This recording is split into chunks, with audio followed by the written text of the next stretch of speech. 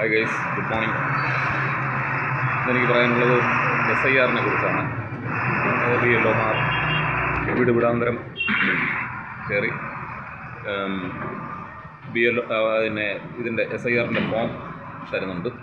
അപ്പോൾ ആ ഫോമിൽ ഒരുപാട് അപാകതകൾ ഉള്ളതായി എനിക്ക് തോന്നി. ആവശ്യമില്ലാത്ത കുറേ ചോദ്യങ്ങളാണ് അതിനകത്തുള്ളത്. എന്തായാലും പുതിയ ID കാർഡിന് വേണ്ടി അല്ലെങ്കിൽ ID കാർഡിന് വേണ്ടിയിട്ടാണ്, ഇലക്ഷൻ കാർഡിന് വേണ്ടിയിട്ടാണ് ഈ സംവിധാനം ചെയ്യുന്നത് എന്ന് ഞാൻ മനസ്സിലാക്കുന്നു. ഒരു പൗരൻ്റെ പേര്, അയാളുടെ വയസ്സ്, അയാളുടെ അഡ്രസ്സ്, അയാളുടെ അച്ഛനാര്, അമ്മയാര്, ഇനി ആ വ്യക്തി വിവാഹിതരാണെങ്കിൽ അതിൻ്റെ വിവരങ്ങൾ, ഭാര്യയുടെയോ അല്ലെങ്കിൽ സ്ത്രീയാണെങ്കിൽ ഭർത്താവിൻ്റെത്, പുരുഷനാണെങ്കിൽ ഭാര്യയുടേത്, ഇങ്ങനെയൊക്കെയുള്ള വിവരങ്ങൾ നൽകിയാൽ മതി. അതുപോലെ മറ്റു വിവരങ്ങൾ എന്ന് പറഞ്ഞാൽ അയാളുടെ അഡ്രസ്സ്, പിന്നെ ആധാർ നമ്പർ,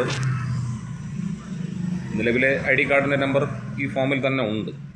അപ്പോൾ അത് പ്രത്യേകിച്ച് എഴുതേണ്ട കാര്യമൊന്നുമില്ല. പിന്നെ അയാളുടെ സ്റ്റേറ്റ്, ജില്ല, നിയോജക മണ്ഡലം, പഞ്ചായത്ത്, വാർഡ്, റേഷൻ കാർഡിൻ്റെ വിവരങ്ങൾ നൽകാവുന്നതേ ഉള്ളൂ. അത് ചുമ്മാ ആവശ്യമില്ലാതെ അയാൾ 2002 ഉണ്ടായിരുന്നോ ഇല്ല എന്നൊക്കെ ഉള്ളത് തിരഞ്ഞെടുപ്പ് കമ്മീഷന് പരിശോധിക്കാവുന്നതല്ലേ ഉള്ളൂ. കാരണം ഈ ID കാർഡിൻ്റെ നമ്പർ വെച്ച് നോക്കുമ്പോൾ അത് അങ്ങനെ ചെയ്യാവുന്നതേ ഉള്ളൂ. പിന്നെ ഫോൺ നമ്പറും ചേർക്കാവുന്നതാണ്. ഇത് ആരോ ഒരു ഐഡിയ ഇല്ലാതെ ആ ഫോം രൂപകൽപ്പന ചെയ്തു ഒറ്റ ഷീറ്റിൽ പല പാർട്ടായിട്ട് തന്നെ ഉണ്ടാവും. 1 by 1 ആയിട്ട് 1, 2, 3 എന്നുള്ള രീതി, ആ ഒരു ക്രമത്തിൽ ചോദ്യങ്ങൾ ചോദിച്ച് അതിൻ്റെ നമ്മളതിൻ്റെ വിവരങ്ങൾ എഴുതിയാൽ മതിയാവുമായിരുന്നു. ഇത് ഒരു 3-4 പാർട്ടാക്കി ആകെ വൃത്തികേടാക്കി പൂരിപ്പിക്കാൻ തന്നെ വളരെ ബുദ്ധിമുട്ടായി.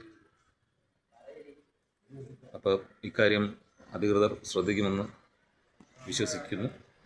Okay, have A nice day.